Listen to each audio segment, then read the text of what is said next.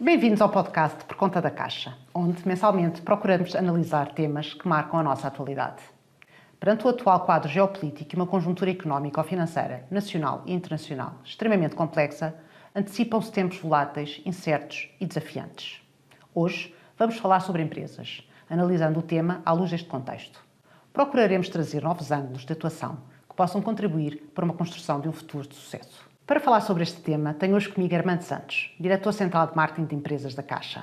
Bem-vindo, Armando. Muito obrigada por teres aceitado o nosso convite. Armando, começava a nossa conversa para te perguntar, à luz deste contexto introdutório que eu fiz e no contexto atual, quais são os principais desafios que o tecido empresarial português, as empresas, os empresários enfrentam. Obviamente, calculo uns conjunturais, uns estruturais. Se calhar começámos por falar dos conjunturais. Obrigado, Raquel, antes de mais pelo convite. Bom, relativamente aos conjunturais, eu destacaria se calhar aquele que é o que é mais impactante, que tem a ver com a fragmentação do comércio internacional. Há quem chame de globalização, mas tem fundamentalmente a ver com o aumento das tensões políticas e entre os blocos económicos que fazem com que haja mais proteccionismo e menor investimento. Por outro lado, há uma tendência para uma reconfiguração das cadeias de abastecimento.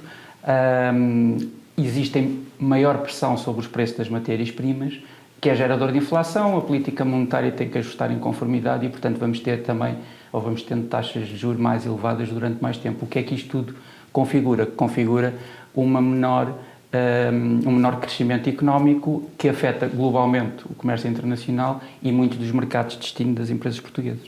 Pois, estes desafios conjunturais, realmente, nomeadamente com a redistribuição das cadeias de valor, com efeitos pós-pandémicos, exigem uma resposta das empresas que, se calhar, não estavam supostas a ser tão rápida, ou tão inovadora, ou tão eficiente, ou tão estratégica. Portanto, há um repensar quase dos modelos de negócio.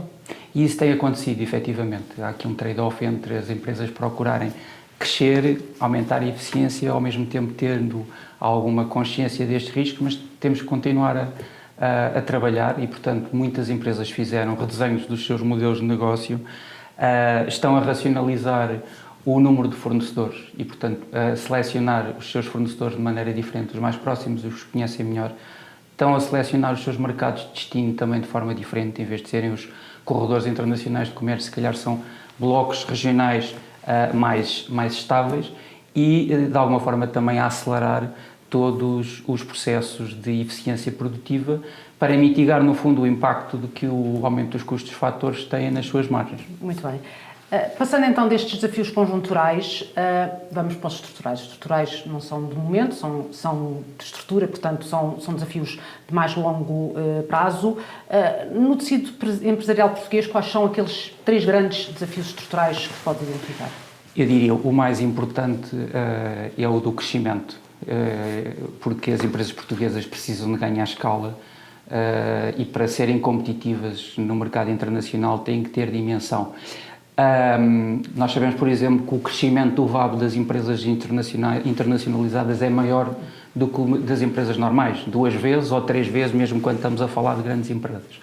Por outro lado, o desafio da inovação, que no fundo que é o desafio mais essencial da gestão empresarial, portanto, que é a capacidade das empresas conseguirem permanentemente ter uma vantagem competitiva sustentável e, portanto, inovar, e muitas empresas portuguesas têm estado a investir em investigação e desenvolvimento, inovar em produto, inovar em processos, em tornar as jornadas dos clientes mais simples, mais digitais, mais desmaterializadas. E talvez o terceiro desafio que eu aqui destacasse é o desafio da capitalização. Sim. Se por um lado é verdade, e as estatísticas do Banco de Portugal dizem que a autonomia financeira das empresas tem estado a aumentar, também sabemos que as empresas precisam de ter uma estrutura de capitais adequada para suportar essas estratégias de crescimento e, portanto, explorando o mercado de capital, quer o mercado de capitais em termos de dívida, quer em termos de capital propriamente dito, e tendo também uma maior predisposição para joint venture, para abrir o capital, para fusões e aquisições, que elas próprias também são indutoras do processo de crescimento. Muito bem. Falámos dos desafios conjunturais, falámos dos desafios estruturais. Pergunta que se segue: como é que a Caixa se tem posicionado para acompanhar os seus clientes? E quando eu digo acompanhar os seus clientes, por exemplo, a nível do crescimento do negócio? Sim. Bom, desde logo, por uma grande proximidade entre os nossos comerciais e os clientes, procurando estar atentos exatamente a despistar essas situações conjunturais. Portanto, quais são as empresas que estão a ser mais afetadas pelo aumento dos custos dos fatores, quais é que têm mais capacidade de repercutir no preço esse aumento de custos, situações de necessidades conjunturais de empresas, por exemplo, ligadas ao setor agrícola, que têm determinados ciclos de produção, as chamadas campanhas, e, portanto, quase que ajudar em simbiose com a empresa a fazer a sua gestão de tesouraria previsional, detectando as necessidades daí decorrentes. Por outro lado, nós também temos, a Caixa tem tido novas formas de financiar a tesouraria das empresas, por exemplo, ao nível dos canais próprios, o crédito nos canais digitais, crédito de curto prazo, crédito leasing auto, etc. E também estamos a financiar as empresas noutras plataformas, nomeadamente nas plataformas de faturação eletrónica, onde habitualmente os bancos não estão e que nós estamos.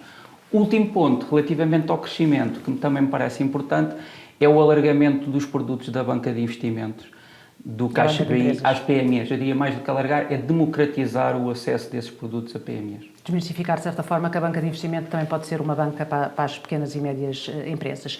E a nível da digitalização e inovação de produtos e serviços, o que é que a Caixa tem feito? Como é que tem acompanhado os seus clientes nesta jornada que se quer eficiente e rápida? Bom, aqui nós temos apostado fundamentalmente em produtos com prazos mais longos, estamos a falar de investimento com períodos de carência mais alargados e, em alguns casos, também com planos de reembolso não lineares, em que uma parte do capital fica para amortizar no prazo final das operações. Por outro lado, temos também promovido ativamente e queremos ser um banco de referência ao nível dos programas de fundos europeus. O PT 2020, o Portugal 2030 e o PRR já têm avisos para candidaturas individuais em consórcio e nós, nesse processo, queremos ajudar a disseminar esses instrumentos e a complementá-los, porque uma parte dos instrumentos não cobrem totalidade do investimento. Por último, também procuramos fazer parcerias com empresas de consultoria que ajudem as empresas a fazer as suas candidaturas. Algumas têm um perfil mais transversal, outras são mais especializadas, sei lá, em temas de certificação, de qualidade, de eficiência, etc. E há ainda um desafio. Não houvesse os desafios estruturais e os conjunturais, temos o desafio da sustentabilidade. Todo conhecido, muito falado, se calhar mais ou menos percepcionado. O que é que a Caixa tem em concreto? O que é que a Caixa faz junto dos seus clientes para que estes passem definitivamente das intenções às ações? Bom, desde logo a interiorização por parte das empresas que a sustentabilidade é core do seu negócio e, portanto, não é uma coisa acessória como era de antes a responsabilidade social. E, portanto, procuramos dar às empresas instrumentos que lhes facilitem o diagnóstico do seu posicionamento em termos do acrónimo ESG. Então, disponibilizamos o nosso relatório de rating, que é exclusivo do banco, aos nossos clientes no Caixa Direto de Empresas para os ajudar a fazer o ponto de partida e identificar que investimentos é que são necessários para evoluir.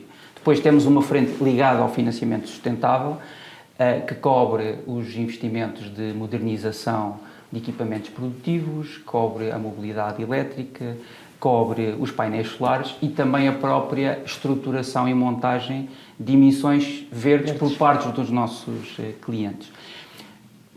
De alguma forma, procuramos também premiar ou diferenciar ou dar uma vantagem aos nossos clientes em termos do preço das operações relativamente àqueles que tenham ratings ESG mais fortes e bons, diretamente aos nossos clientes ou indiretamente aos fornecedores e clientes deles, ou seja, da sua própria cadeia de valor em função dos mesmos ratings. Passando agora para uma realidade que pode não ser para todas as empresas portuguesas, mas que é uma realidade para aquelas que conseguirem potenciar os seus negócios. Estamos a falar dos fenómenos de internacionalização.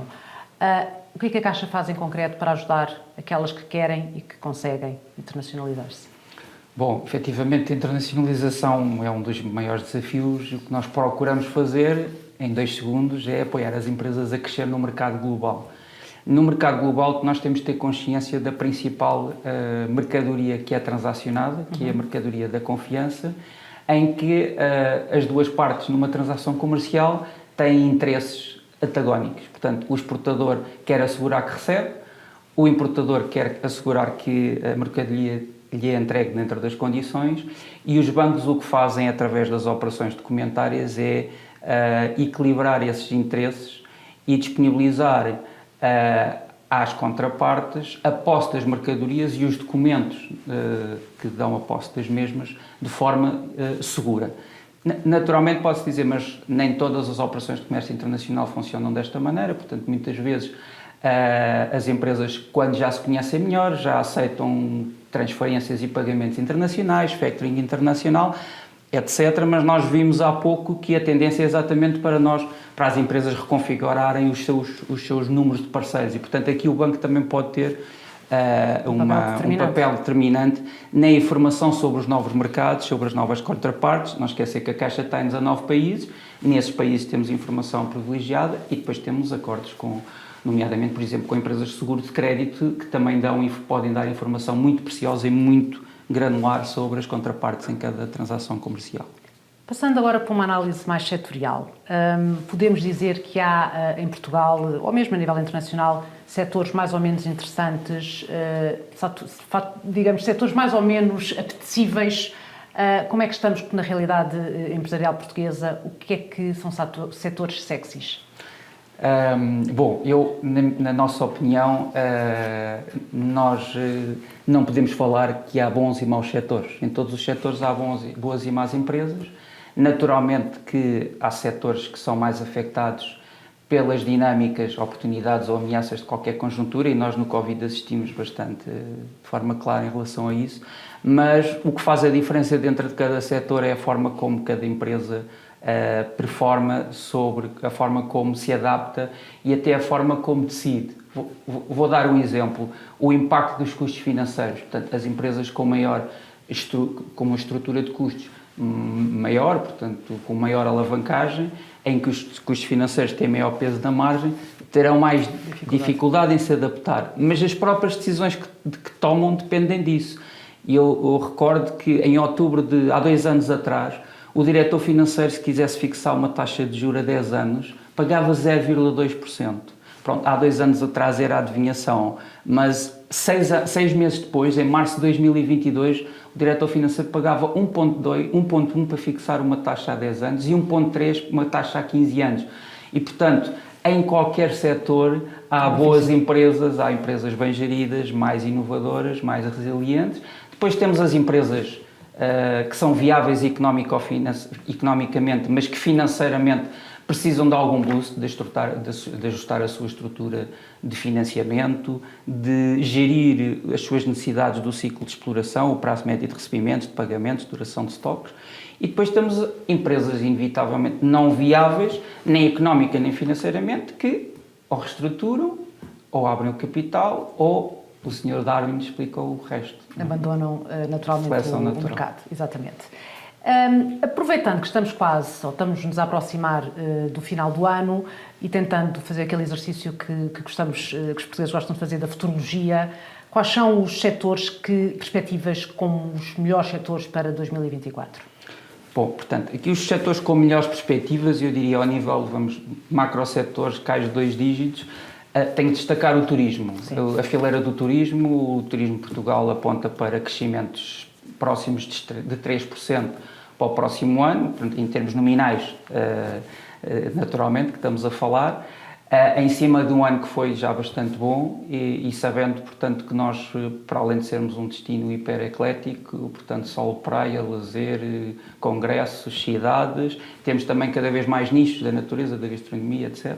Depois destacaria a agricultura e a agroindústria. A nova política agrícola comum vai permitir maior estabilidade de preços e de rendimentos, maior segurança alimentar e, portanto, eu acho que isso vai dar mais oportunidades também às empresas portuguesas. Temos também a consultoria e temos, eu acho que mais a médio e longo prazo, um setor muito importante que é a economia do mar. Portanto, tudo o que tem a ver com alimentos extraídos do mar, as eólicas offshore, o green shipping,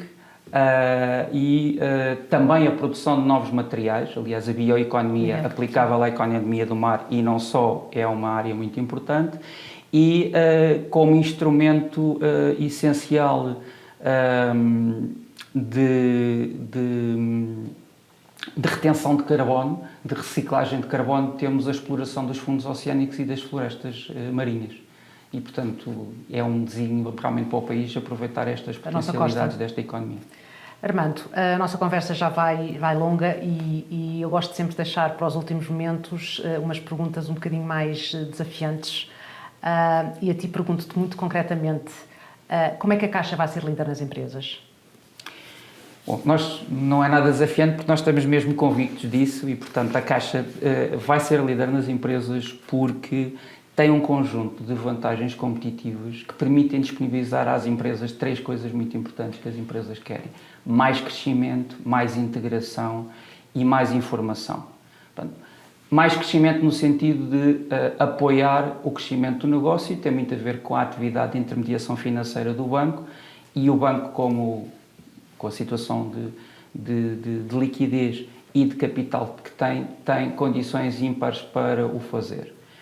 Segundo ponto, mais integração com o banco. Portanto, trata-se de combinar o papel do gestor de cliente físico com o acesso ao banco em autosserviço, nos canais do banco, para além de a possibilidade de fazer operações de forma mais rápida, aceder a crédito pré-aprovado, fazer o tracking das operações, fazer uma alarmística inteligente que assinala ao cliente aquilo que é mais importante para ele em cada momento.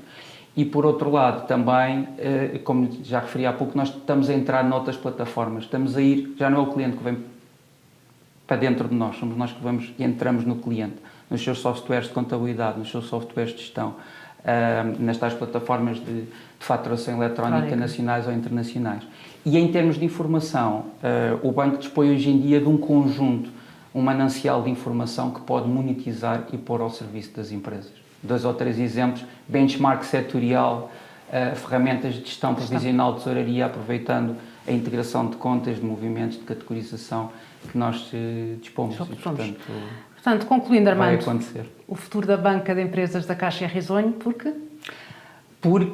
nós já o estamos a fazer acontecer e estamos a fazê-lo acontecer, evoluindo de uma banca de relação para uma banca de parceria com e para as empresas. Estas parcerias dão vantagens ao banco, novos canais, prescritores, acesso a leads, mas também dão vantagens às empresas, porque lhes permitem que na sua categoria tenham mais serviços estando associadas a um banco e, portanto, a Caixa com certeza que está na vanguarda. Muito obrigada, Armando. Foi um prazer, como sempre, conversar contigo. Chegamos ao fim de mais uma conversa por conta da Caixa. Podemos concluir que o banco que estiver na linha da frente e tiver investido nesta rede de novos relacionamentos com parceiros e ecossistemas, poderá construir uma vantagem competitiva a médio e longo prazo. E a Caixa está, naturalmente, na vanguarda. Em breve, estaremos de volta para mais um episódio do nosso podcast, Por Conta da Caixa.